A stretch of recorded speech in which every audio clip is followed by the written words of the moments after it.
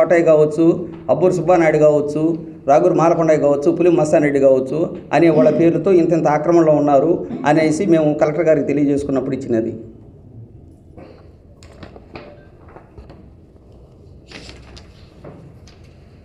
డైక్లైట్ ప్రకారంగా ప్రభుత్వ అనాధీన భూములు అని చెప్పేసి మేము మరలా కలెక్టర్ గారికి ఇచ్చుకున్నప్పుడు ఆయన మళ్ళీ ఆర్డీఓ గారికి రాసిన లెటర్ది. ఓకే తహసీల్దార్ గ్రామసభ జరిగింది. ఈ గ్రామసభలో ఆర్డీఓ గారి ఇన్స్ట్రక్షన్స్ ప్రకారంగా ఇరు వర్గాలను పిలిపించి ఇరు వర్గాలతో మాట్లాడుతున్న సమయంలో ఒకరు మాట్లాడుతున్నప్పుడు ఒకరు మాట్లాడకూడదని చెప్పి ఆర్డీఓ గారు ఇన్స్ట్రక్షన్ ఇచ్చారు. దాని ప్రకారంగా వాళ్ళు ముందు మాట్లాడారు. దాని ప్రకారంగా మేము గమ్ముగానే ఉన్నాం. తర్వాత వచ్చేసి మేము మాట్లాడుతున్న సమయంలో ఆ రత్నరాజు అనే అతను కలుగ చేసుకొని మీకు ఎక్కడ పట్టాలు ఉన్నాయి, ఎక్కడ ట్రేస్ చేశారు సార్, అవన్నీ అవాస్తవం అని చెప్పి అనే సమయంలో ఎక్కడయ్యా అని మా ఆడవాళ్ళు అంటే ఈ ఆడవాళ్ళని అసభ్యంగా మాట్లాడారు. మాట్లాడిన తర్వాత వీడు నువ్వు ఇదేనని చెప్పేసి ఆడవాళ్ళు పోయినారు. గ్రామసభ ముగిసేసిందని చెప్పేసి ఆయన వెళ్ళిపోయారు. ఆర్డీఓ గారు, ఎంఆర్ఓ గారు అందరూ మండలాధికారులు అందరూ వెళ్ళిపోయారు. వెళ్ళిపోయిన తర్వాత మా వాళ్ళు ఎందుకయ్యా నోటు చేసిందని చెప్పి అడిగితే వీళ్ళని అసభ్యంగా మాట్లాడినందువల్ల అతను అనవసరమైన మాటలు మాట్లాడినందుకోసంగా మనోళ్ళు వచ్చేసి మగోళ్ళు వాళ్ళు వాదన పడ్డారు, తోసుకున్నారు. ఇది జరిగింది మాత్రమే కానీ ఆడ ఎటువంటి కొట్లాట్లేదు. అప్పుడే అక్కడ వచ్చేసి విఆర్ఓ గారు మామూలుగా సంజాయిషి ఇచ్చారు ఎస్ఐ గారికి, అలాగే ఆర్డీఓ గారు కూడా వాయిస్ మీకు ఇచ్చారు. ఆడ ఏమి వాగ్వేదం జరిగింది కానీ ఎటువంటిది జరగలేదని చెప్పారు. కాబట్టి ఎన్ని కొట్లాటలు ఎన్ని అవాస్తవం. ఒక 400 మంది అక్కడ పోయినప్పుడు కొట్లాట జరిగితే ఒకరు ఇద్దరు మేము ఏం చేస్తాము అనేది కూడా మీ అందరికీ తెలిసే ఉంటుంది. కానీ అటువంటి కొట్లాట ఏం జరగలేదు. పట్టాలు కొన్ని 15 ఆ రోజు ఏం చేశాడంటే అందరి సమక్షంలో 15 మందికే ఇచ్చారు.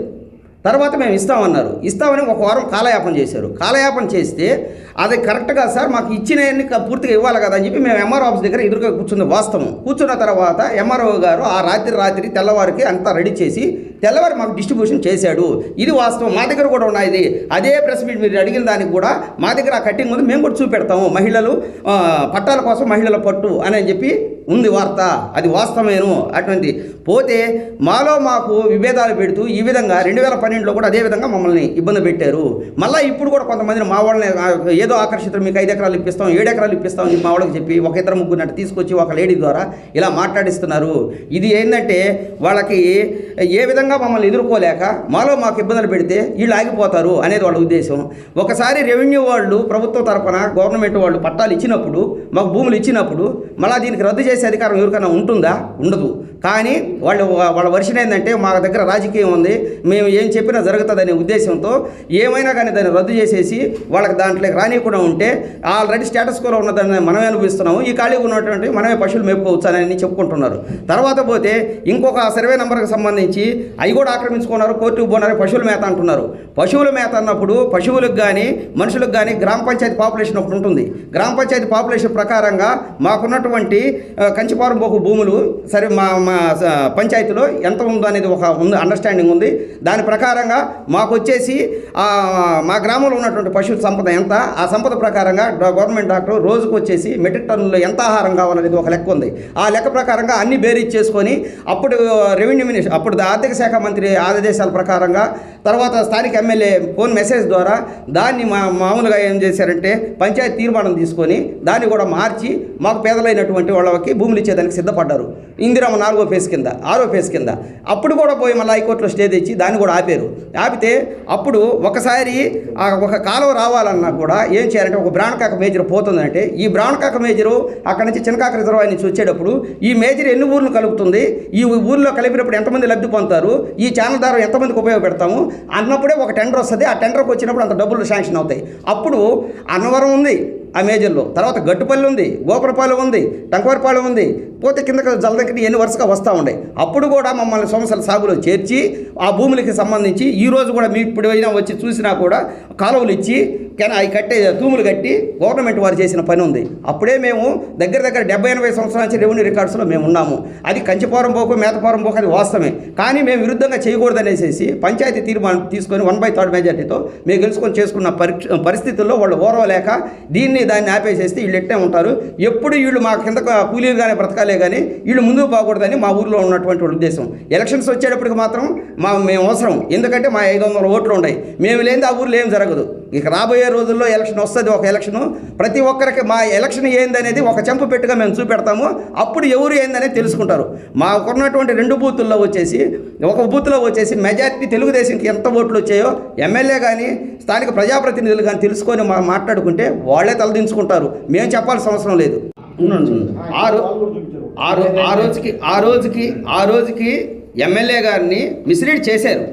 మిస్లీడ్ చేసి ఎమ్మెల్యే గారు పట్టాల పంపిణీ కార్యక్రమంకి వచ్చేటప్పటికి మాకు తెలియకుండా మీరు ఇస్తే ఇది ఎంతవరకు కరెక్టు, దాన్ని మీరు మాట్లాడిన తర్వాత డిస్ట్రిబ్యూషన్ ఇవ్వద్దంటే అదే ఎమ్మెల్యే గారు ఆర్డీఓ గారికి చెప్పి ఇమీడియట్గా మీరు పనిచేసేయండి, నేను సాయంత్రం వచ్చేసి అసైన్మెంట్ కమిటీ అప్రూవల్ ఇస్తానని చెప్పాడు. తర్వాత ఎంఆర్ఓ గారిని పంపించమన్నాడు. ఎంఆర్ఓ గారు పోయిన తర్వాత ఇప్పుడు కాదు నేను తర్వాత మాట్లాడతానన్నారు. ఈ లోపల మీరు అనుకున్న దాని ప్రకారంగా మనకి ఇచ్చిన 4-5 రోజులు వాళ్ళు వెళ్ళిపోయారు కూడా తెచ్చుకున్నారు.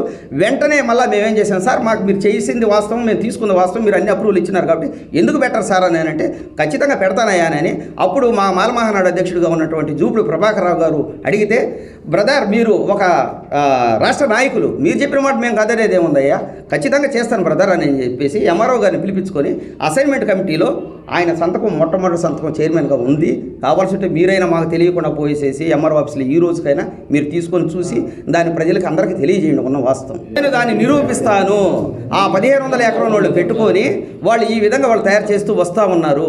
కానీ మేము దాంట్లో ఏం చేసామంటే ఖాళీగా ఉన్నటువంటి భూముల్ని ఇబ్బంది పెట్టరనే భూముల్ని 2 నెలలు సర్వే చేయిస్తే వాళ్ళు ఎవరు అబ్జెక్షన్ చెప్పకపోతే అప్పుడు రామ్ గోపాల్ గారు ఓకే అని చెప్తే మాకు పట్టాల డిస్ట్రిబ్యూషన్ జరిగింది.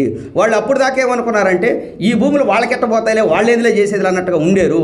తర్వాత అప్పుడు చేసిన తర్వాత వాళ్ళు అప్పుడు నిద్ర మేలుకొని ఆ పని చేసి మమ్మల్ని అట్టే ఇబ్బంది పెట్టేసి ఆపేస్తున్నారు. కావాల్సి ఉంటే ఇప్పుడు మా గ్రామంలో రీసర్వే జరుగుతుంది. రీసర్వే ప్రకారంగా గవర్నమెంట్ భూమి ఎంత ఉందనేది రేపు వాళ్ళే రిపోర్ట్ తేలుస్తారు, మేము చెప్పడం కూడా కాదు. అప్పుడు ఆయన ప్రజా న్యాయస్థానం కోరుకునే అయినా, ప్రజలకు పెద్ద మనిషి అయినటువంటి అయినా, గొప్ప వ్యక్తి అయినటువంటి అయినా, ప్రతి ఒక్కరికి ల్యాండ్లెస్ పూర్ పర్సన్స్కి ప్రతి ఒక్కరికి ఎనీ క్యాస్ట్ ఎవరైనా సరే ఓపెన్గా చేయమని చెప్పండి, మేము ఒప్పుకుంటాము. ఎంతసేపటికి I don't know, I don't care, no yes అని అంటాం కాదు. మేము చదువుకున్నాము, మా దగ్గరకు వచ్చేసి కూడా మాట్లాడచ్చు. గ్రామ సభ జరగలేదన్న దానికి నిదర్శనం చూపెట్టాము. ప్రతి దానికి ఎవిడెన్స్తో మేము మాట్లాడాము. ఇటువంటి ఎవిడెన్స్ ఉంటే ఓపెన్ డిబేట్ పెట్టమని చెప్పండి, మీ ఎదురుగా మేము కూర్చుంటాం. లేకుంటే వాళ్ళు కాబట్టి వాళ్ళ తరపున ఒక 2 మేధావులను తీసుకోమండి, మా తరపున ఒక 2 మేధావులను తీసుకొచ్చుకుంటాం. 2 మేధావులు కూర్చుంటాం, ఇక్కడే జడ్జిమెంట్ చేసుకుందాం. మా దగ్గర కరెక్ట్గా అయితే మాకు చేసేది, లేదంటే మేము మీ ఎదురుగా కాల్ చేస్తాము. ఈ పట్టాలు కానీ అన్నీ మీ ముందే చేస్తాము, మాకు అవసరం లేదు. కేవలం ఇప్పుడు కూడా మేము ఎందుకు పోవాల్సి వచ్చిందంటే ఆ భూముల జోలికి ఖాళీగా ఉన్నటువంటి భూములను కూడా మళ్ళీ వాళ్ళు కల్టివేషన్ చేస్తుంటే మేము ఆపినందుకు వాళ్ళు ఇప్పుడు వాళ్ళు మేలుకుంటున్నారు. ఏమని, వాళ్ళు ముందైపోతే మేము వెనకైపోతాము, మాకు దారులు చూపించాలా, మాకు డొంకలు చూపించాలా, మాకు రోడ్లు, మా పట్టా పొలాలకు రోడ్లు వేయించాలా అంటే వీళ్ళు ఇష్టమా?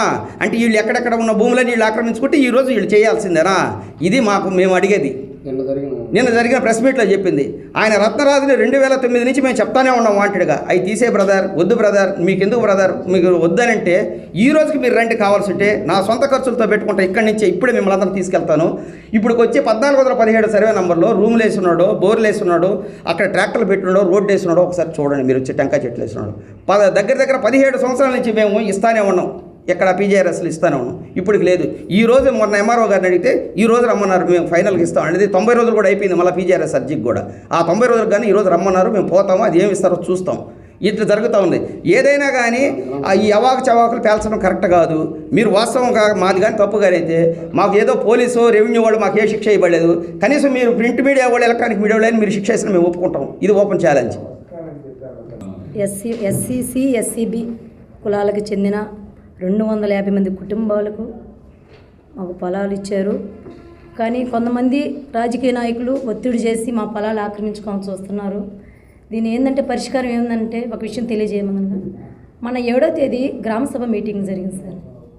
గ్రామసభ మీటింగ్లో డమ్ము సులోచనంని పక్కన పెట్టుకొని ఒత్తిడిగా గ్రామసభని బహిష్కరించేశారు, బాగా ఇబ్బంది పెట్టేశారు.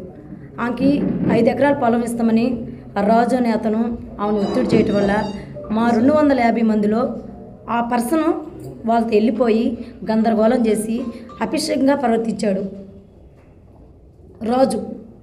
దానివల్ల మా లేడీస్ని చాలా అసభ్యంగా తిట్టడం వల్ల మేమందరం భయపడాం. కానీ అక్కడ ఏ నాయకులు మేము ఏమనలేదు.